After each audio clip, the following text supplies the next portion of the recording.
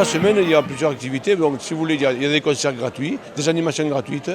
Et bon, ça, si vous voulez, c'est le côté festif, avec des grands concerts, etc., etc. Ensuite, vous avez des animations sur le canal, vous avez des animations dans les rues, partout, des animations déambulatoires. Et parallèlement, après, vous avez des repas cassoulets, sous chapiteaux ou sur les terrasses.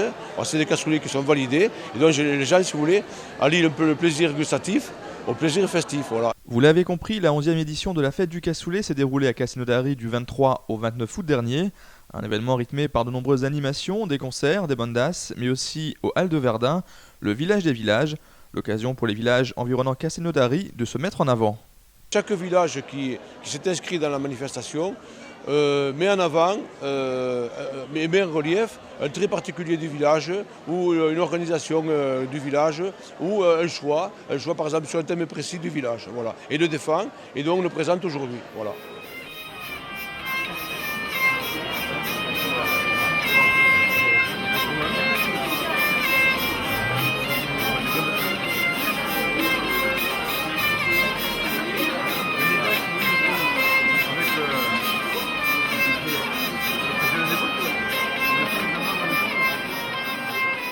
Parmi les nombreux villages présents, les habitants de Villeneuve-le-Cantal sont venus présenter une maquette consacrée aux Gauvois.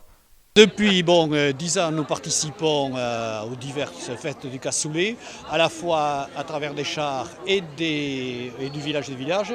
Et nous avons fait là à l'occasion des 10 ans, une rétrospective un peu, en faisant évidemment appel à ce que nous avions déjà fait sur les célébrités de Villeneuve-la-Cantal, donc Jeanne de Bernuy, le Pastel, le 16e, puis le 19e avec Clément Adair, qui quand même, c'est peu connu, a fait son premier essai à Villeneuve-la-Cantal.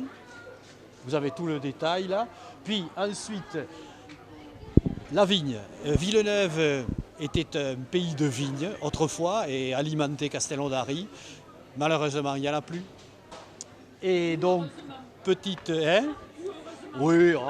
Et donc là, vous avez un peu ce que nous avions fait, le char et puis des photos d'un vigneron. La fête du cassoulet, c'est avant tout la mise en avant du cassoulet avec une volonté de promouvoir un produit phare de la région. On met en exergue le produit phare de la région qui est né à Castelnaudary et donc si vous voulez on fait une fête autour pour valoriser le produit, pour le faire connaître et pour faire en sorte que ce produit soit reconnu dans l'Hexagone et mondialement comme ici la fête la capitale mondiale du cassoulet. Castelnaudary, c'est la capitale mondiale du cassoulet, du vrai cassoulet. Voilà. Et puis si vous voulez, il faut défendre le produit et ne faire que ça. Et faire comprendre que notre objectif, c'est animer la ville, défendre le produit, qui économiquement pèse lourd sur la ville. Et si vous voulez, plus il sera connu dans l'Hexagone, plus si vous voulez, on aura des retombées économiques. Donc si vous voulez, quelque part, il y a un côté festif et un côté économique qui est indéniable. La fête du cassoulet 2010 aura une fois encore battu tous les records avec près de 6000 cassoulets vendus. Vivement en 2011 pour de nouveaux records.